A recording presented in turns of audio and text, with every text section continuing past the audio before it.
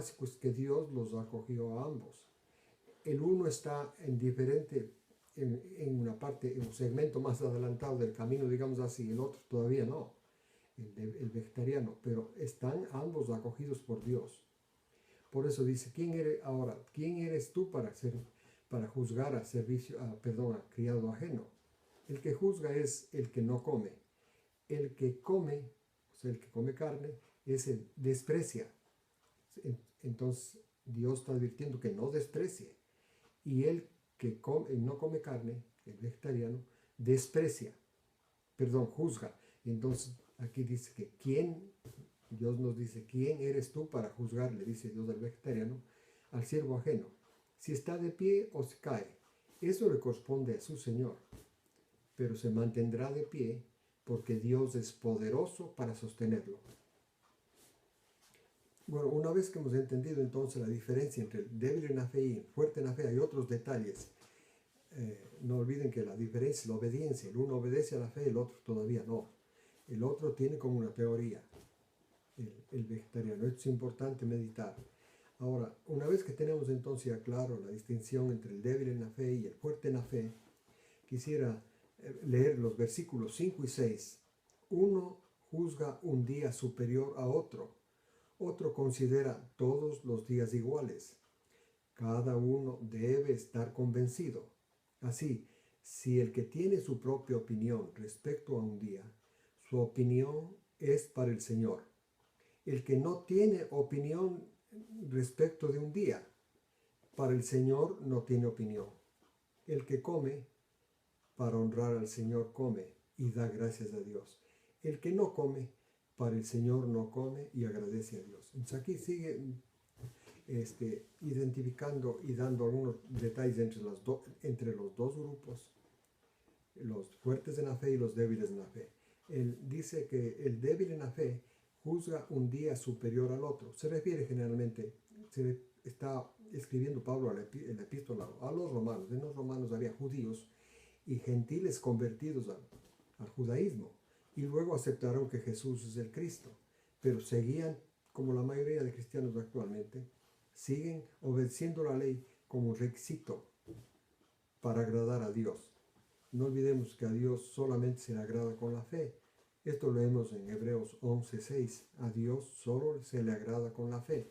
Entonces, el objetivo de Dios es los ha acogido a todos y entonces irles guiando en su camino hasta que lleguen a ser fuertes en la fe. Esto es para el objetivo de Dios para los que son débiles en la fe. Bueno, entonces, otro aspecto de la debilidad es en realidad es guardar el sábado y guardar las fiestas.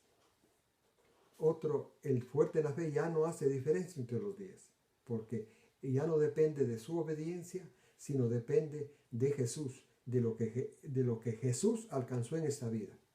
No olviden que Jesús es el único que ha guardado perfectamente la ley, luego cargó nuestros pecados, que no hemos podido cumplir la ley, murió y resucitó. Y entonces la salvación se hizo absolutamente en Jesús. Ahora, lo que pide Dios al que guarde el sábado o los días de fiesta, que esté convencido porque quiere guiar por el camino de la fe. Y la primera forma de guiar por el camino de la fe es la convicción. La convicción está persuadido, en su mente está persuadido que el sábado hay que guardarlo. Es el principio de la fe, la persuasión. Para llegar a tener fe hay que ser sensible. En otras palabras, dejarse persuadir.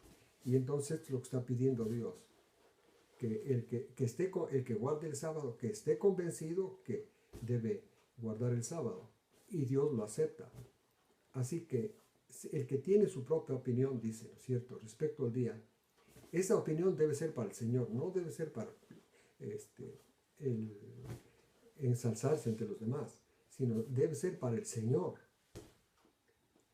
Asimismo, el que no tiene opinión de un día, también el que sabe que no es necesario guardar el sábado porque Jesús es el descanso de él, esa persona también debe estar completamente convencido y hacerlo para el Señor. El que come carne debe hacerlo para honrar al Señor y dé gracias. El que no come carne también debe hacer para honrar al Señor y de gracia. Entonces aquí esas diferencias del sábado, de la dieta, se eliminan entre los creyentes si se hace todo para honrar al Señor, para el Señor, y convencidos. Lo que Dios está tratando de hacer, y va a hacer, y logra, es ir eliminando las diferencias que hay entre los dos, basado en la fe. Y repito, la primera forma de sembrar la fe es con la convicción, o sea, sensibles para dejarse persuadir. Lo que se opone a la persuasión es la porfía, no se olviden eso. La porfía es diferente a estar convencido. La porfía es impulsada por el orgullo, pero en cambio el ser convencido es persuadido por las Escrituras. Hay muchísimas personas que guardan el sábado, están perfectamente persuadidas por las Escrituras, especialmente del Antiguo Testamento. Es lo que Dios quiere, que se dejen persuadir por su palabra, sea del Nuevo Testamento o del Antiguo Testamento. Esto es lo que estamos aprendiendo en este pasaje. Versículos 7 a 9. Porque ninguno de nosotros vive para sí mismo, y ninguno muere para sí mismo. El 8. Porque si vivimos, para el Señor vivimos, y si morimos, para el Señor morimos.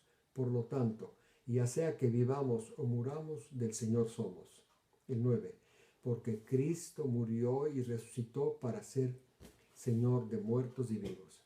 Entonces aquí vuelve a enfatizar que la diferencia entre los dos, entre los fuertes en la fe y diferencia en la fe, y debilidad en la fe, empieza a disminuir cuando se hace para el Señor y convencidos, como les acabo de explicar. Y entonces vivimos para el Señor, morimos para el Señor. Esa convicción deben tener los débiles en la fe y los fuertes en la fe. Y entonces Dios está, repito, tratando de curar la debilidad de la fe. Esto es no obedecer a la fe. Esa es la debilidad. Entonces, y la razón es porque dice el versículo 9, porque Cristo murió y resucitó para ser Señor de muertos y vivos. No olviden que Jesús nos compró con su muerte.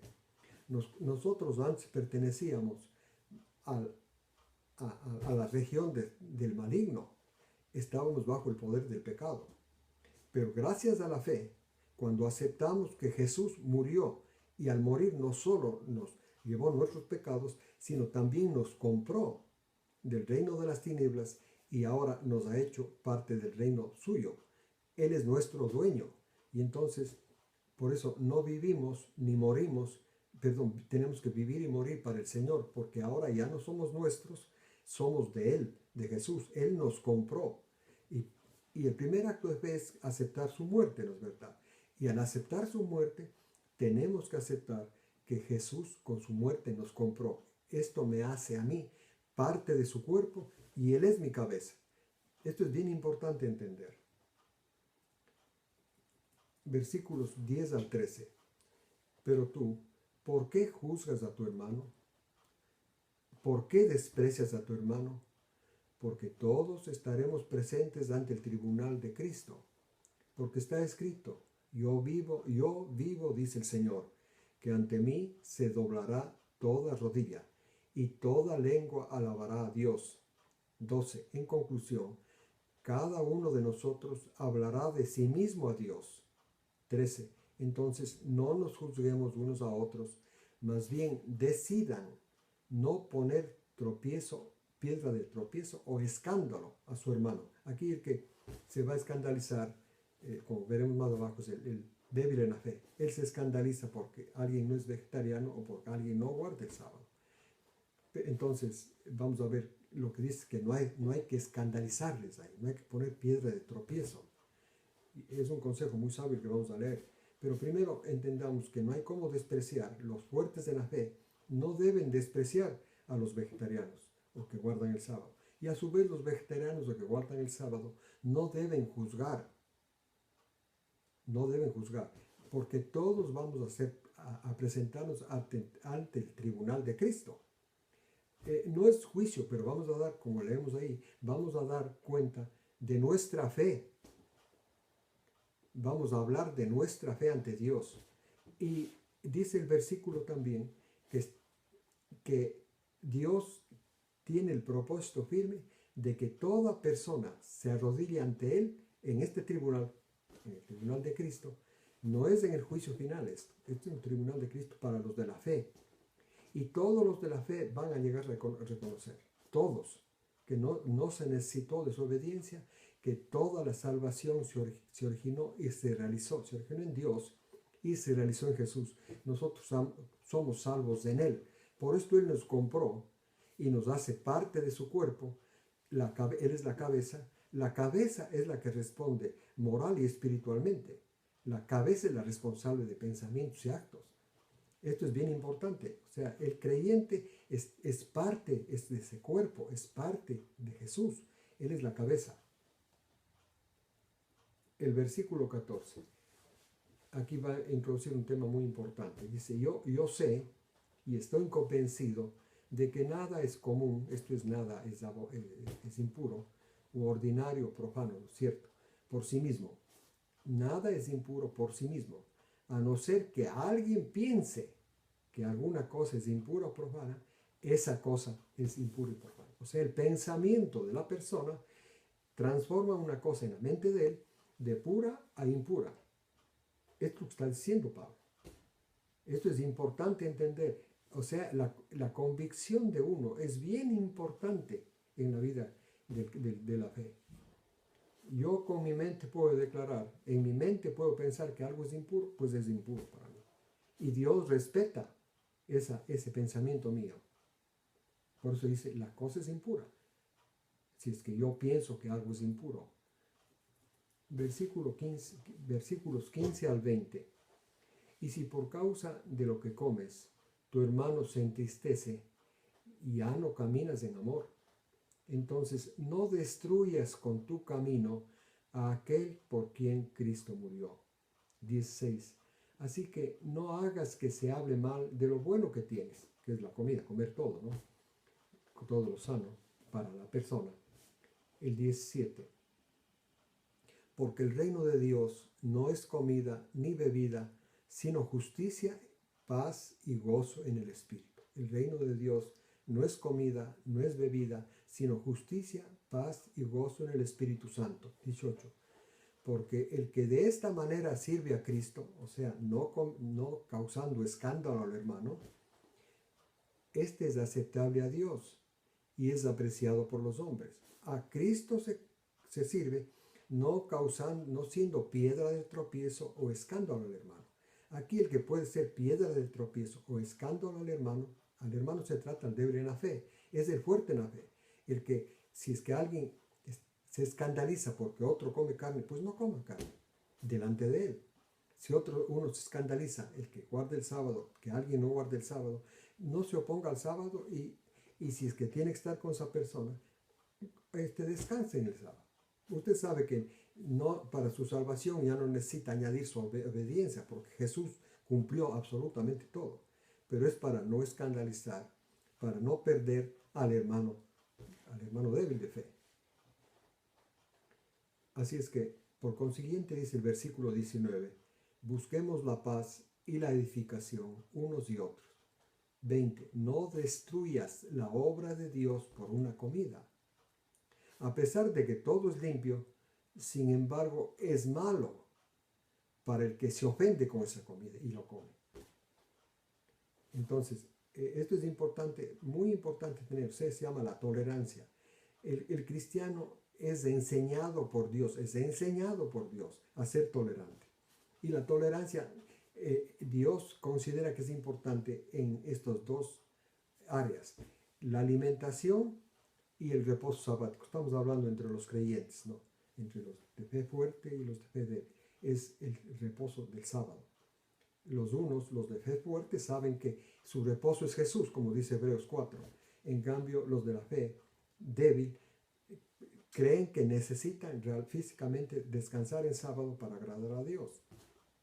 Pero Dios no quiere que sean escandalizados los débiles de la fe. Él les va a llevar a la fe, a que lleguen a obedecer la fe, guiándolos por el camino de la persuasión.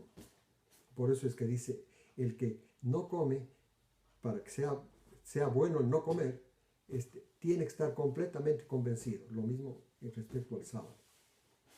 Ahora, versículos 21 a 23.